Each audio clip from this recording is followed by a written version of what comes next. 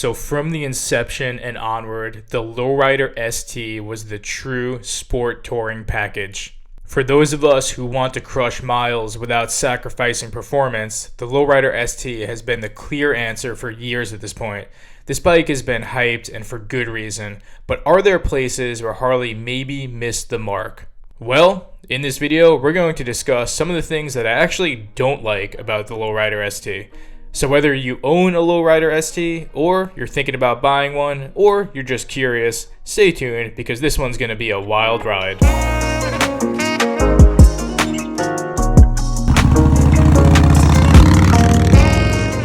Alright, what's going on YouTube? FXDLS Brooklyn is back in the building.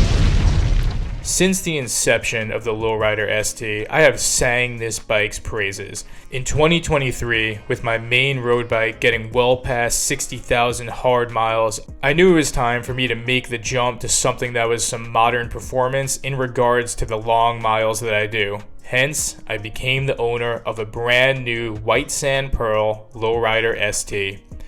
If you've seen my videos about this bike, then you know it simply checks off all the boxes, and I have had no regrets, as it clearly overtakes the Dyna platform in terms of pound for pound performance.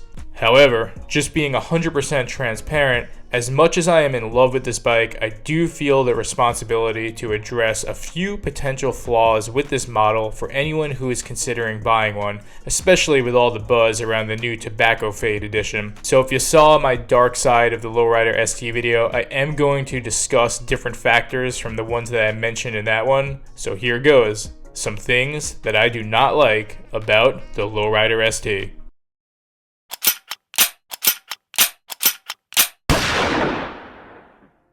So yeah, I'm a distance rider through and through. I prioritize laying down heavy miles over anything else.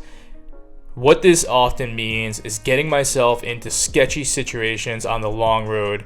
I can't tell you how many times over the last decade I've had to get to the battery on my Dyna to problem solve whatever issue is happening on the road.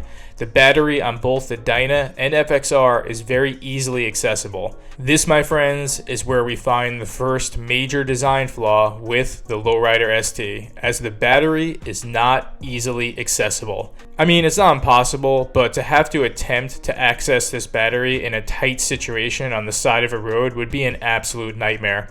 I'm not really sure why it was designed this way. I mean, at the very least, they could have at least given us easy access to both the positive and the negative charge, if not the whole battery itself. So yeah, that's my first major problem with this bike, and I'm still on the search for a good solution when the inevitable breakdown happens on the long road requiring easy battery access.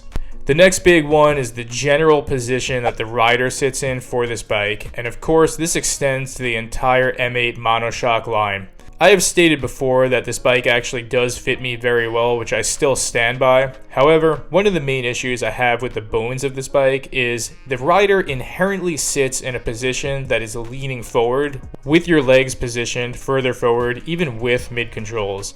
So my comparison to this, like most things, is the Dyna and FXR platform, which in juxtaposition inherently sets the rider up to sit more upright with your legs bent at 90-degree angles with true mid controls. So I know what you're saying. Yo bro, just throw a bar on there with pullbacks. Well, yeah, as you can see, I actually did do this, and even with a 2-inch pullback in the bars, the rider is still not sitting fully upright, where you do have to lean slightly forward just to reach the bars. I don't think this is a deal breaker or anything, but I definitely prefer the upright position that you sit in on a Dyna and FXR as opposed to this bent forward position. The trade-off, however, is within the Lowrider ST platform, it really does feel like you sit more in the bike rather than on the bike, which is pretty sick. Anyways, to add some positive light to this, I've actually found a solution for this issue for people that want to sit more upright and not reaching forward for the bars, which I'll share with you in an upcoming video. The Dyna FXR platform naturally has had more clearance than the Lowrider ST. I was very much made aware of this on my Lowrider ST when I tried to do normal things that I do here in New York City, like riding off a curve, only to find, to my surprise, that I scraped the frame of the bike because it sits so damn low. I know for new riders out there, it inspires confidence to have a bike that is low to the ground. However, once you become more confident and start to cut your teeth as an experienced rider, there are a lot of benefits performance-wise to run a bike that sits higher, even if you're not flat-footed. What I will say is that even though the ST does not have a higher clearance than what I'm typically used to, it definitely handles like an absolute dream. However, when I do have to tactical maneuver, especially out here in New York City, there are times when I would really just like to have the extra clearance. I'm also generally more comfortable at this point on a bike that just sits taller. The good news is that this can be easily fixed by upgrading the suspension of the bike, which is definitely high on my list of priorities, even with how good the stock suspension is on this bike. So what it all comes down to is that although the inception of this bike is definitely a callback to the Dyna and FXR sport touring riding style that myself as well as a lot of you have been running for years, as much as the new M8 ST bros want to pretend that they're actually Dyna bros, it is just not the Dyna. However, as a tried and true Dyna rider, where there are trade-offs that this bike makes that stray from the traditional Dyna line, I do believe that overall the Lowrider ST stands to be the superior bike pound for pound.